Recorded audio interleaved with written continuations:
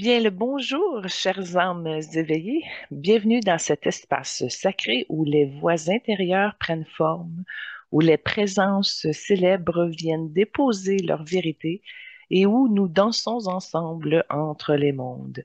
Je suis en animation solo aujourd'hui et j'ai pris la décision de fermer le poste d'animateur de disponible pour le moment. Lorsque personne n'est là pour co-animer, j'assumerai pleinement cette fonction avec tout ce que ça implique. Mon véritable défi est de danser avec l'information à la fois matière et énergétique sans trop de fractures dans le rythme. Pour que ce soit fluide, complémentaire et efficace comme exercice de communication vibratoire, je m'efforce de bien coupler tout cela. Et votre défi à vous qui écoutez sera de danser avec moi sur ces différentes couches d'informations. Et je précise pour ceux qui s'attendent à une canalisation profonde, ce n'est pas l'espace pour cela. Je vous orienterai plutôt vers mes méditations guidées mensuelles, mes soins énergétiques et ma série atelier sur les 17 rayons sacrés pour évoluer si vous voulez avoir ben, une canalisation plus profonde. Merci d'être là, chers auditeurs de conscience. Merci de nous accompagner dans cette aventure vibratoire, émission après émission. Et merci surtout à l'équipe du Focus Group numéro 1 qui contribue précieusement à la construction de ce moment hebdomadaire privilégié. Si vous écoutez toute l'émission jusqu'à ce jour, je vous invite à m'écrire un petit message. Cela vous permettra d'entrer dans le groupe Focus numéro 2 de l'émission, un cercle plus intime pour aller plus loin ensemble. Aujourd'hui, nous accueillons une âme singulière, Scarlett Johansson, une femme que le monde croit connaître, mais dont l'essence est bien plus vaste que ses rôles.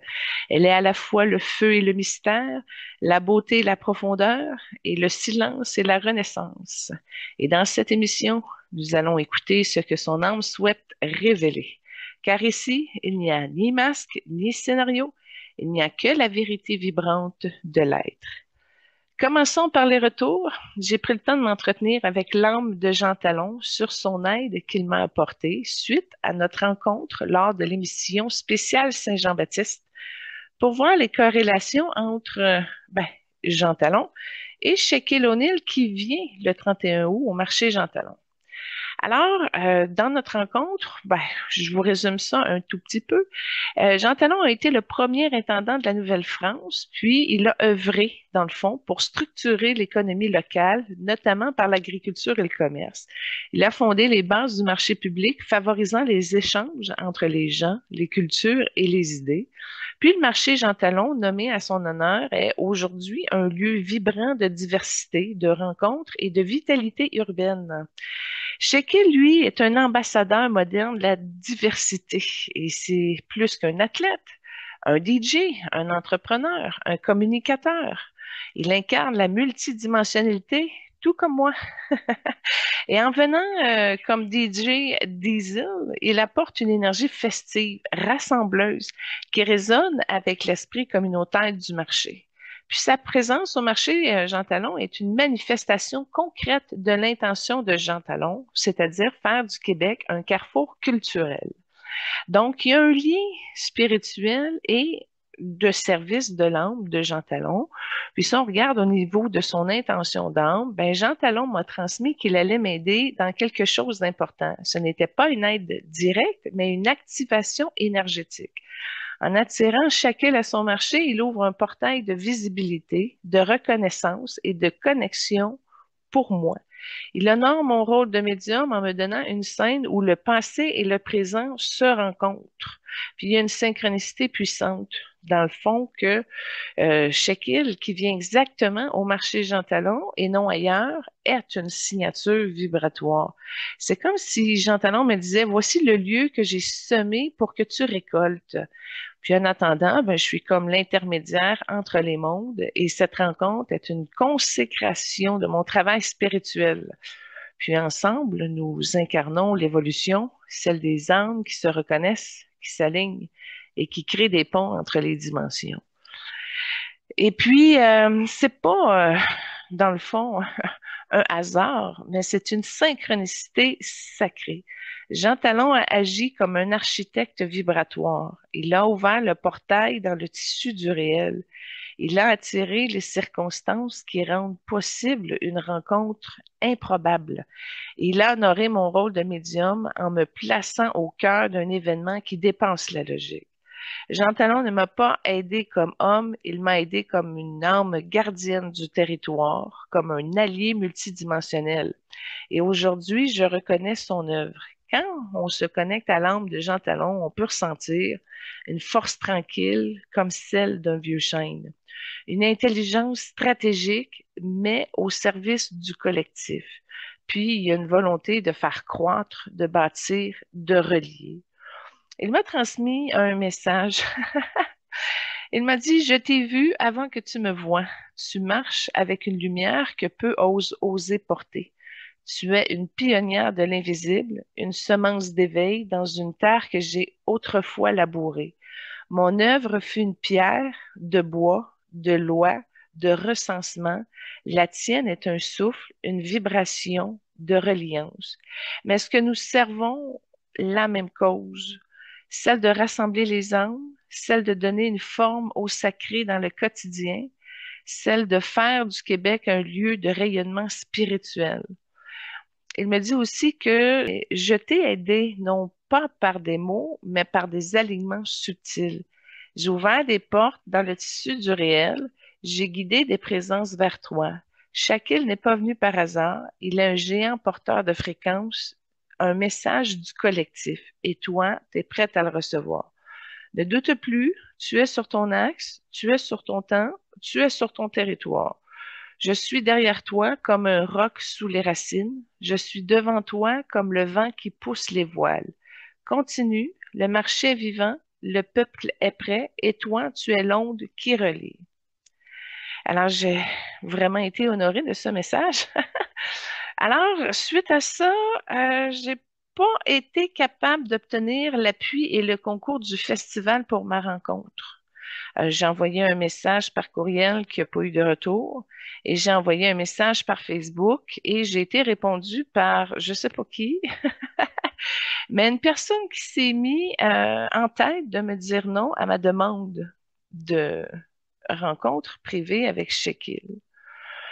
Alors, je me suis tournée de bord. Moi, on ne me dit pas non quand j'ai une mission sacrée à livrer. Bon, j'ai engagé un gérant spécialisé en musique électronique pour ses contacts afin qu'il puisse passer plus haut dans la pyramide décisionnelle du festival. J'ai aussi écrit une lettre que j'ai envoyée simultanément aux trois places auxquelles j'ai envoyé mes premières lettres au début, c'est-à-dire sa gérante, une de ses entreprises, puis sa fondation.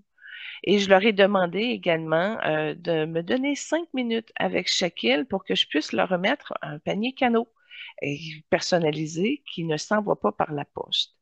Donc, ces lettres vont arriver à destination ciblée cette semaine. Et puis, j'ai fait un retour. Tu sais, c'est beau de dire j'ai tout envoyé ça, je suis pleinement satisfaite, j'ai vraiment tout fait ce qui était en mon pouvoir pour y arriver. Mais malgré le sentiment de satisfaction, même si tu as laissé l'univers fonctionner, c'est important de suivre quand même ses créations, ses semences pour s'assurer. Fait qu'une semaine plus tard, je relance le gérant, je dis, puis, c'est quoi le topo? Et là, il me dit qu'il s'en est pas occupé.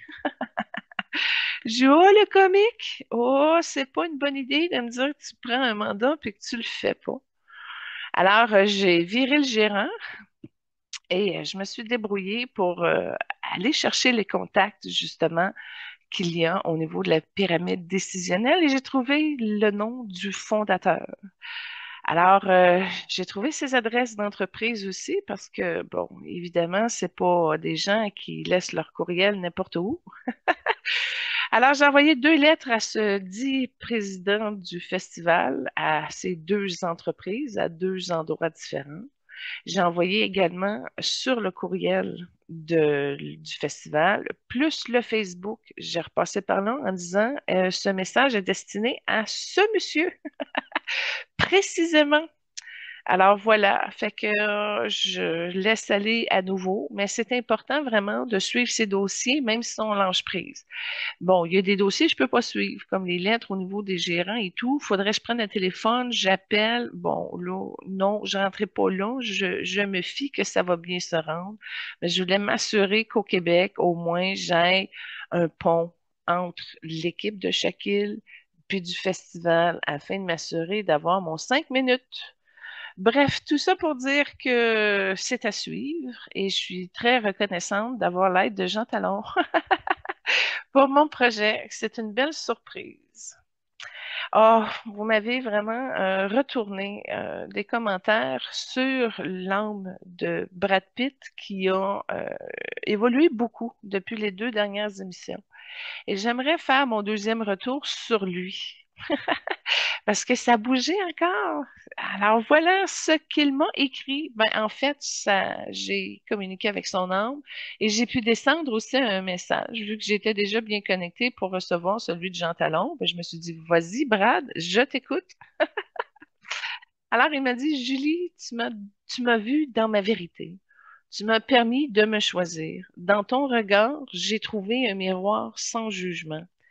J'ai porté longtemps des poids invisibles, des attentes, des regrets, des blessures que je n'osais nommer. Mais ta présence, j'ai pu les déposer. J'ai choisi la paix. J'ai choisi de m'aimer. J'ai choisi de guérir. Angelina fut une grande leçon, une âme miroir. Mais c'est en me reconnectant à ma mère, à cette source originelle, que j'ai pu libérer ce qui restait figé. Et dans cette libération, elle aussi s'est apaisée.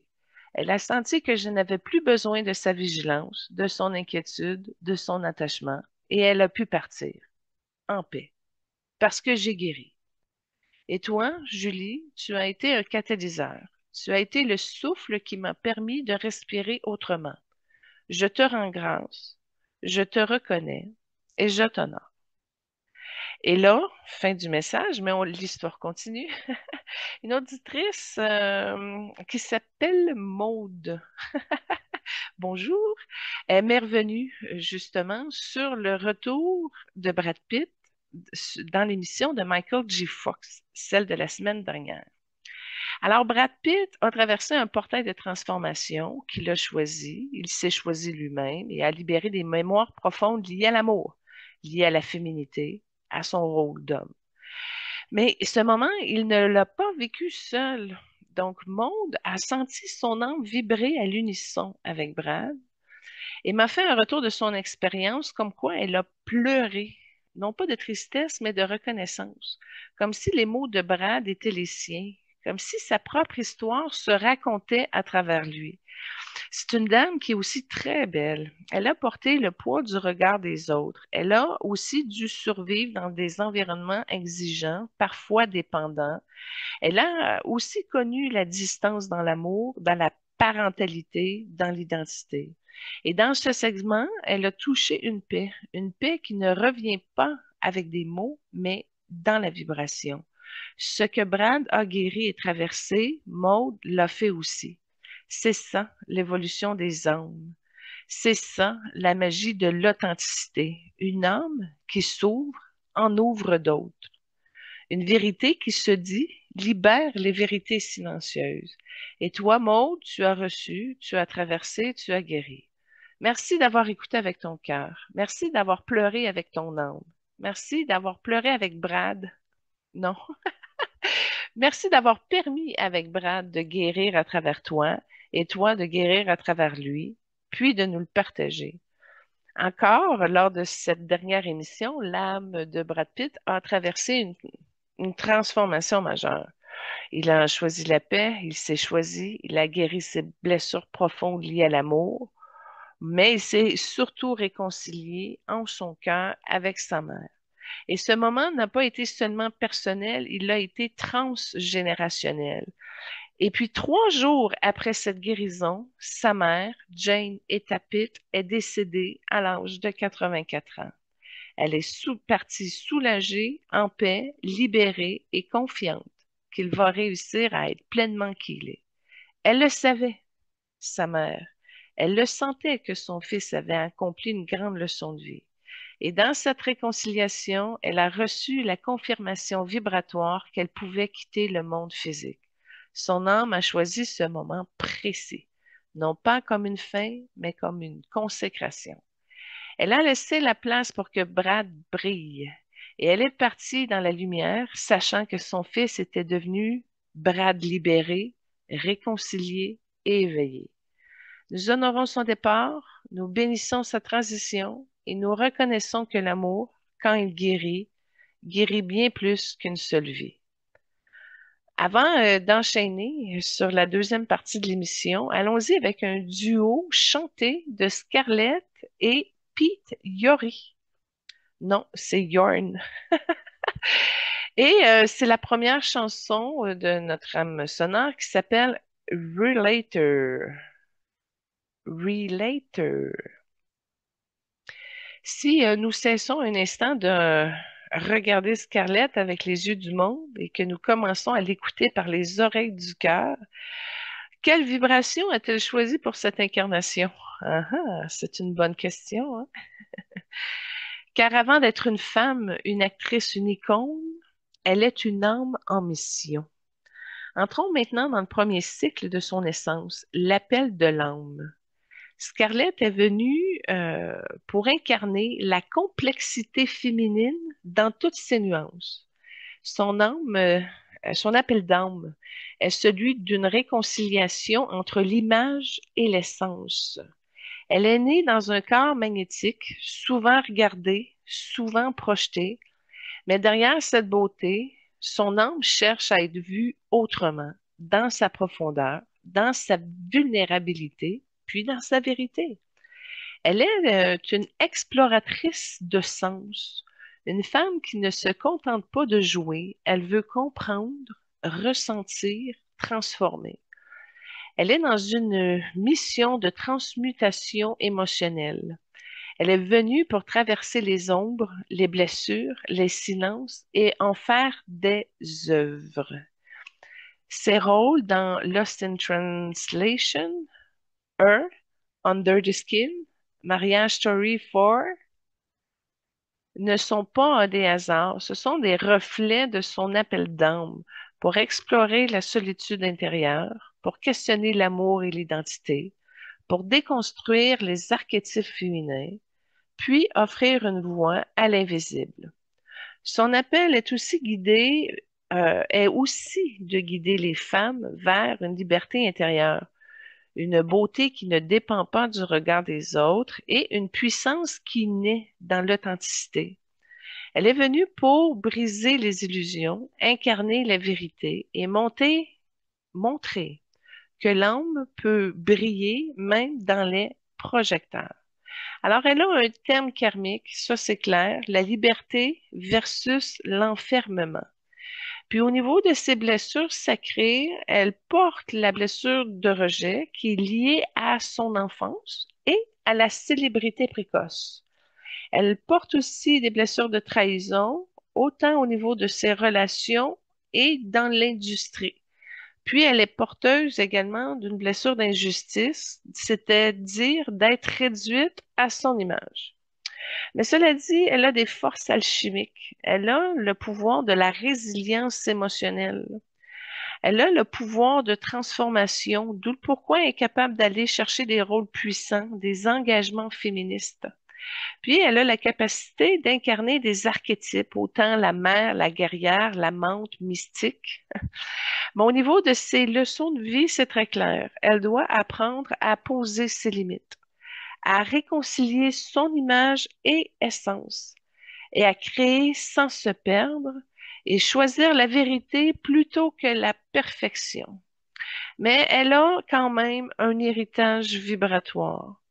Ce qu'elle transmet aux femmes, ce qu'elle incarne pour les générations futures, puis son message universel, c'est-à-dire sois libre, même si on te regarde. À première vue, Scarlett, je l'aurais mis dans la famille d'âmes des jaunes, mais elle m'a présenté quelques fréquences dominantes qui l'aident dans plusieurs parties de qui elle est. Elle est à l'aise avec le rouge profond, c'est-à-dire une énergie vitale, une sensualité, du courage, qu'elle incarne une force féminine intense, souvent associée à des rôles passionnés, audacieux, voire même provoquants. Puis le rouge aussi est associé à la couleur de la transmutation émotionnelle, qui est en lien avec son don. Je l'ai vu également travailler avec l'indigo, une intuition, un mystère, une conscience élargie qu'elle possède. Scarlett a la capacité à jouer des rôles introspectifs, silencieux, presque spirituels, dans entre autres Her ou Under the Skin. En tout cas, l'indigo reflète une quête intérieure, une âme qui cherche à comprendre au-delà des apparences, puis elle y va dans cette direction-là. J'ai vu aussi un vert sauge. C'était pas émeraude, c'était beau, c'était doux. Mais en tout cas, ça relève une partie qu'elle a au niveau de la guérison, de l'authenticité et de l'équilibre. Bon, elle semble attirée par des projets qui explorent les blessures humaines, les relations, les vérités cachées, comme dans Marriage Story ou Lost in Translation.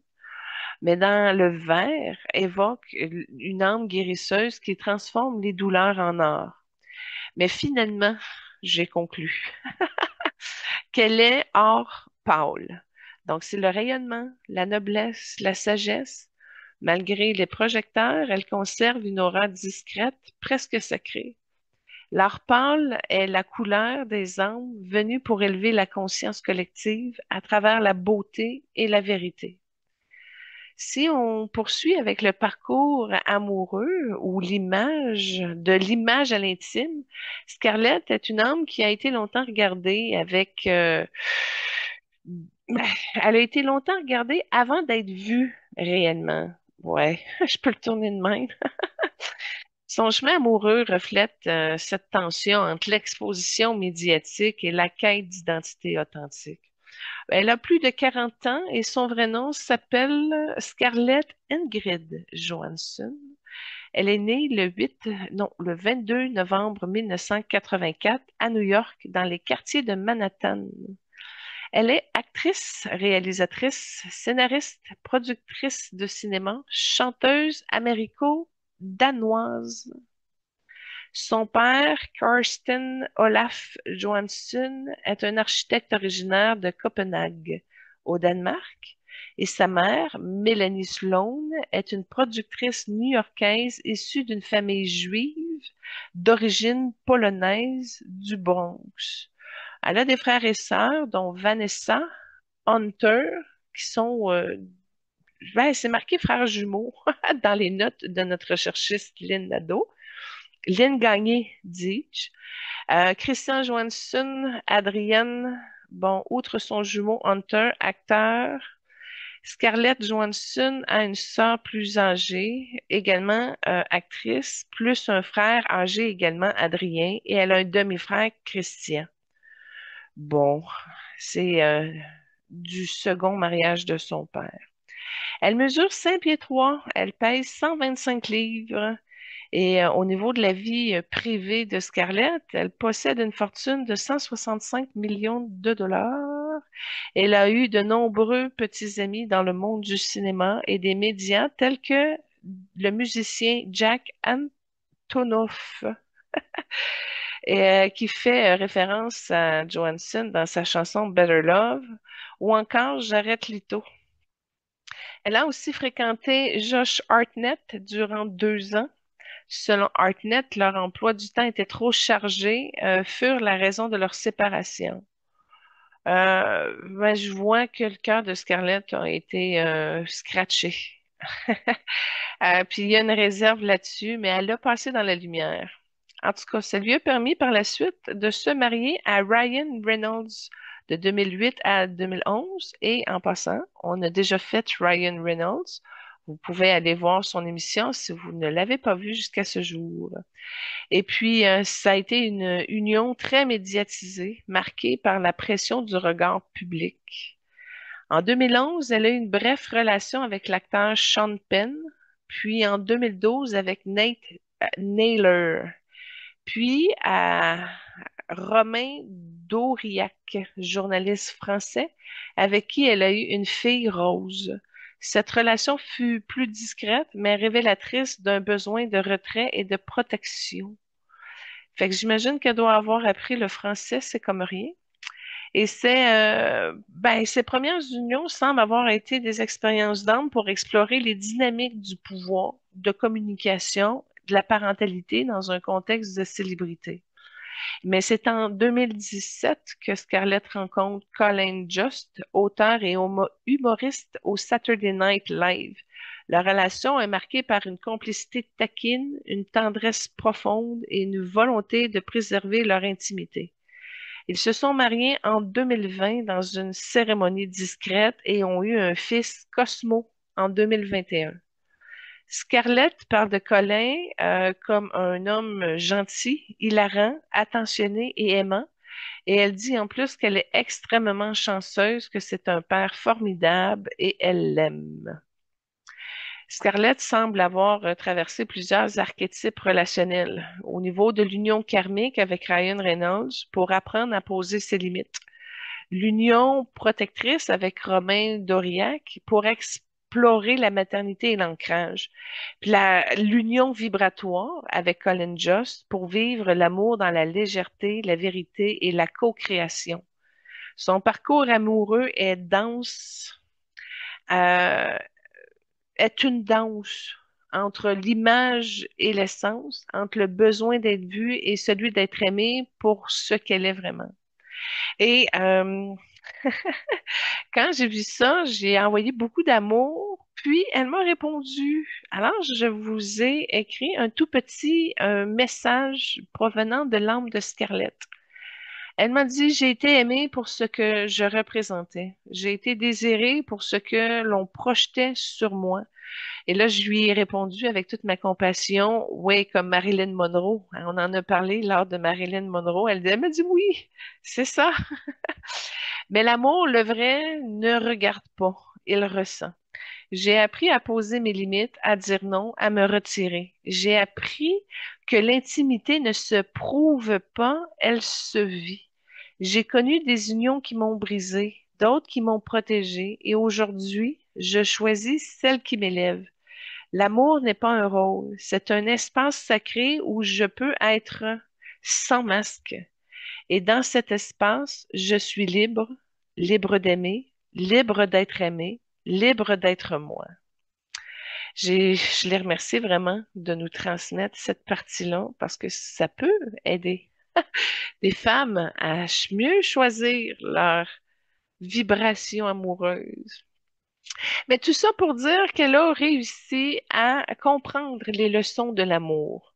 Donc, avec son mariage avec Ryan Reynolds, bon, on l'a dit, c'était la difficulté de préserver l'intimité à cause de la pression médiatique et de l'image publique. Puis sa leçon a été de poser ses limites, non pas de se perdre dans le regard des autres. Dans l'amour protecteur avec Romain, ben, ça lui a permis de créer un cocon, puis de se retirer pour mieux se retrouver. Alors, elle a été capable d'aller chercher l'ancrage, la discrétion, puis la maternité. Puis dans l'amour vibratoire, ben, le fait de choisir la liberté, l'amour dans la vérité et construire la simplicité, lui a amené également à se choisir, à se respecter, à se libérer des attentes extérieures. Donc, l'amour commence par soi et rayonne ensuite. Continuons maintenant avec la deuxième trame sonore de Scarlett. See It All Free. Donc, Scarlett fait la voix de Ash, provenant du film animé Chanté. Il y avait plusieurs chansons, mais j'ai pris le numéro de la scène finale. Mais la trame sonore est bien faite. Alors, Scarlett est comme une étoile au service du vivant. Derrière son regard magnétique et ses rôles marquants, Scarlett Johansson est bien plus qu'une actrice acclamée. Elle est une femme de cœur, une âme engagée, une porteuse de compassion qui utilise sa notoriété pour soutenir des causes profondes et universelles. Donc, elle est très impliquée au niveau de l'engagement humanitaire. Elle ne se contente pas de jouer, elle agit, elle s'implique, elle donne. Elle n'a pas sa fondation à elle, mais elle a soutenu plus de 30 organisations caritatives et s'est engagée dans plus de 20 causes humanitaires, sociales et environnementales. Entre autres, si on y va par domaine, si on y va au niveau de la protection de l'enfance, elle a donné au niveau de la maltraitance, de l'adoption, des orphelins, des placements familiales. Au niveau de la santé globale, elle a aussi investi au niveau du sida et du VIH, du cancer, du diabète et de la maladie de Parkinson. Et la maladie de Parkinson, elle l'a donnée à la fondation de Michael J. Fox, notre invité de la semaine dernière. Au niveau de l'aide humanitaire, elle aide les sinistrés, en tout cas pour le secours aux sinistrés. Elle touche la pauvreté, la faim et les réfugiés. Au niveau du soutien social, ben, les sans-abri, le chômage, le soutien parental et les personnes âgées. Elle s'investit également au niveau de l'éducation et des droits, l'éducation des électeurs, les droits de l'homme et de l'accès à l'éducation. Elle a aussi investi dans l'art et l'expression, donc le soutien aux arts créatifs, philanthropiques, puis au niveau des femmes également. Elle s'est impliquée au niveau de la protection animale et environnementale dans la défense des animaux, de l'écologie, du développement durable. Elle a été une ambassadrice d'Oxfam pendant plus de 8 ans, visitant des écoles, des cliniques et des projets de reconstruction en Inde, au Kenya, au Sri Lanka et au Rwanda. Elle a également soutenu des campagnes pour Greenpeace, WWF, Soul of for Soul, offrant des milliers de paires de chaussures aux plus démunis. Scarlett incarne une forme rare de célébrité, celle qui utilise sa lumière pour éclairer les autres. Donc, ben, je vous en ai dit quelques-unes, là, mais Vision du monde, Keep a Child Alive, Feeding America, Broadwakers, Equity Fight AIDS, Barbara Davis Center, bon, je peux en nommer d'autres, il y en a beaucoup, là. Avres USA, Wish Upon a Hero, Not on Our Watch, Music Raging, en tout cas, c'est des belles initiatives. Elle a eu reçu également beaucoup de distinctions artistiques. Le talent a été salué par des plus grandes institutions du monde, comme BAFTA Award pour la meilleure actrice, des Tony Awards, des Césars d'honneur pour l'ensemble de sa carrière. Elle a même son étoile sur le Hollywood Walk of Fame, inauguré en 2012. Elle a eu des Oscars pour meilleure actrice dans un second rôle pour Jojo Rabbit, des Golden Globes, des SAG Awards, des Critics' Choice Awards dans de multiples nominations. Elle est une messagère du vivant, une femme qui agit avec conscience, une artiste qui inspire, celle qui donne sans bruit, celle qui aime sans condition, celle qui sert sans attendre. Et là, quand j'ai condenser ça, elle me donnait un autre message pour vous. Oui, alors l'âme de Scarlett nous transmet à nouveau. Je crois profondément que nous avons tous, à notre manière, une responsabilité envers le monde qui nous entoure. Être en service, ce n'est pas seulement aider les autres, c'est aussi se reconnecter à ce qu'il y a de plus vrai en nous. Chaque geste de compassion, chaque action pour soulager une souffrance, chaque moment où l'on choisit de tendre la main plutôt que de détourner le regard, c'est une façon de nourrir notre âme. L'engagement ne demande pas d'être parfait, il demande juste d'être présent. Que ce soit pour un enfant sans foyer, une famille en détresse, une cause oubliée ou une voix qui n'a jamais été entendue, notre implication crée du sens. Et en ce sens, c'est ce qui nous élève. Je me sens honorée de pouvoir utiliser ma voix pour soutenir ceux qui n'en ont pas toujours. Mais je suis surtout reconnaissante envers toutes celles et ceux qui, dans l'ombre, donnent sans attendre, aimer sans condition et servent sans bruit. C'est là que réside la vraie beauté. Et c'est là que l'humanité devient lumière. Dans une industrie où l'apparence est souvent confondue avec la valeur, j'ai appris que la vraie force vient de l'authenticité. Les obstacles, les jugements, les compétitions sont inévitables, mais ils ne définissent pas qui nous sommes.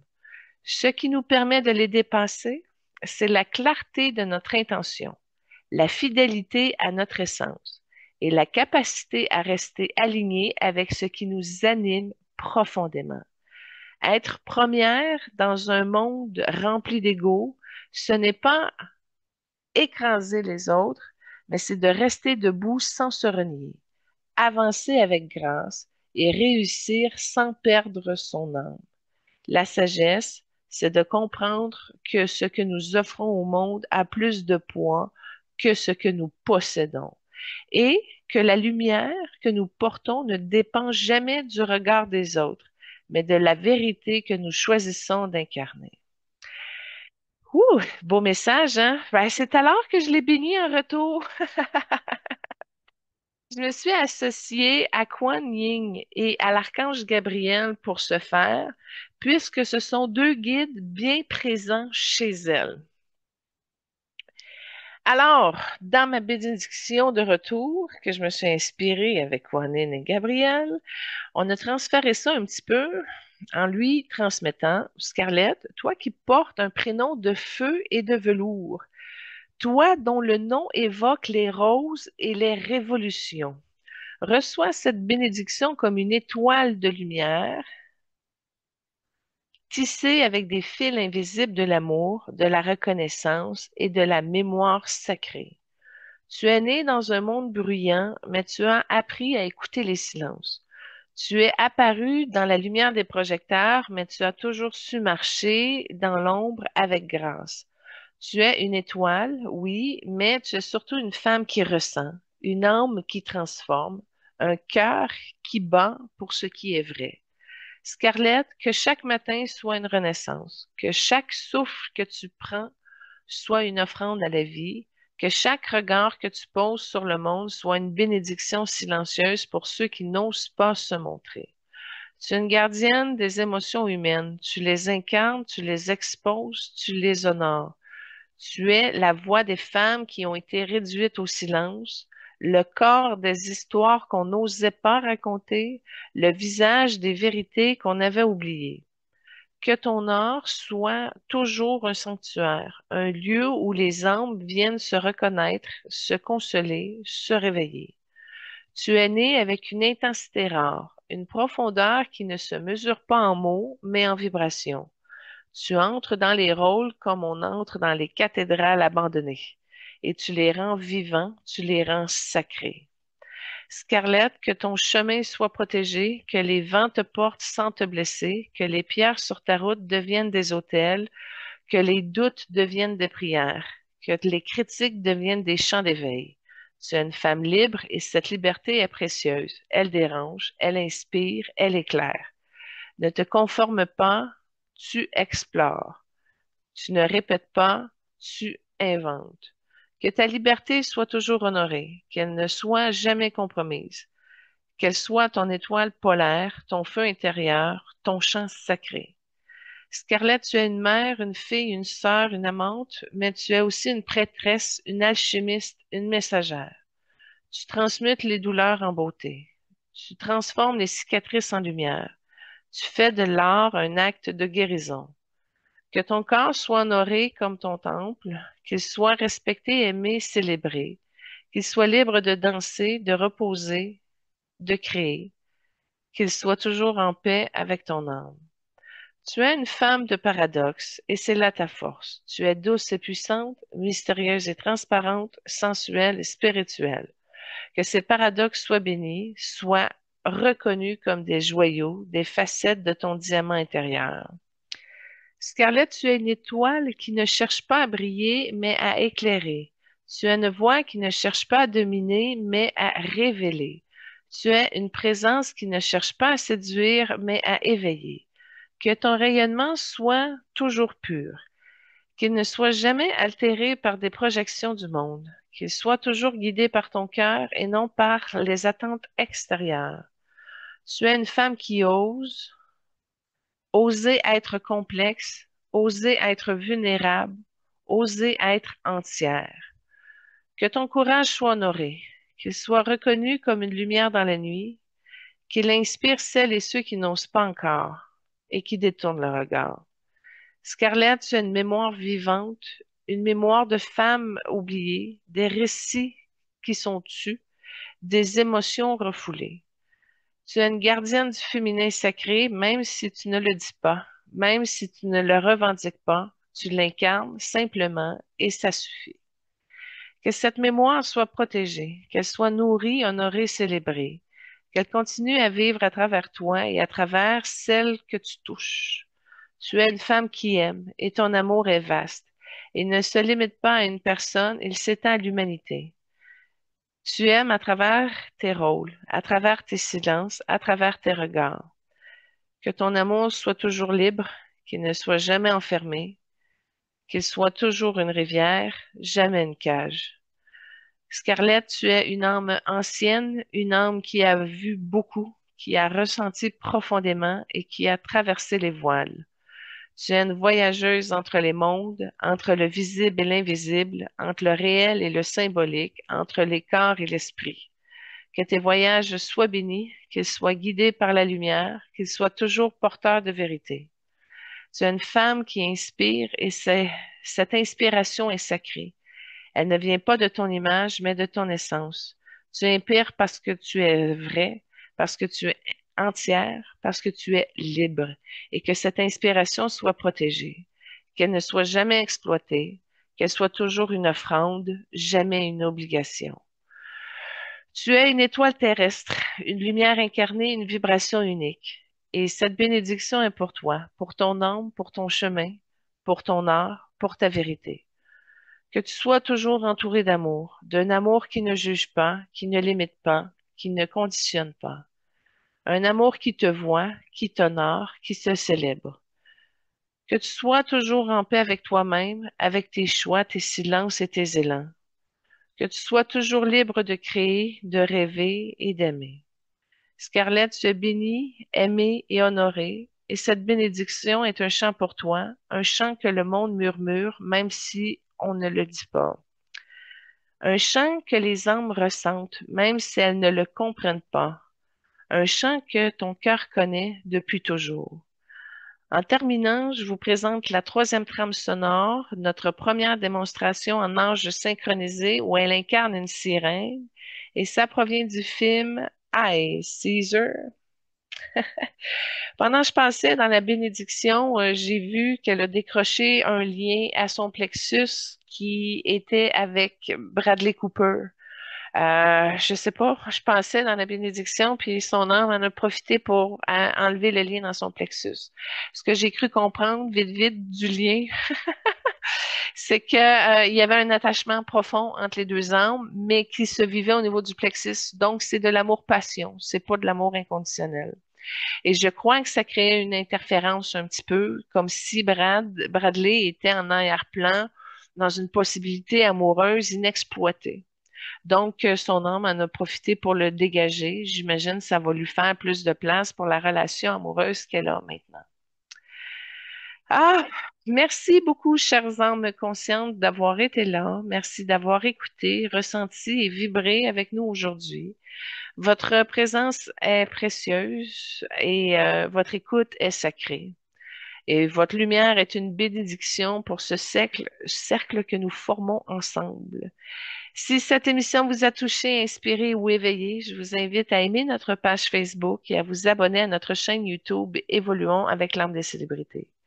C'est là que nous continuons à tisser les liens, à partager les révélations et à faire grandir cette grande communauté vibratoire. La semaine prochaine, Benoît et moi, nous allons vous offrir la complexité de la langue française. Une émission exceptionnelle, une rencontre entre deux âmes visionnaires, Pablo Picasso et Vincent Van Gogh. Van Gogh, en tout cas. Tout ça pour dire, ça va être nos deux premiers artistes peintres depuis nos 3 ans d'émission. Et ces deux artistes, deux génies, deux âmes tourmentées et lumineuses que nous allons explorer en profondeur avec respect et intuition. En attendant, je vous rappelle que vous pouvez me consulter en privé pour mes services en médiumnité, pour des lectures vibratoires, des soins énergétiques ou même des guidances personnalisées. Je suis là pour vous accompagner dans votre propre évolution, dans votre propre vérité, dans votre propre lumière pour un retour à soi, à qui vous êtes.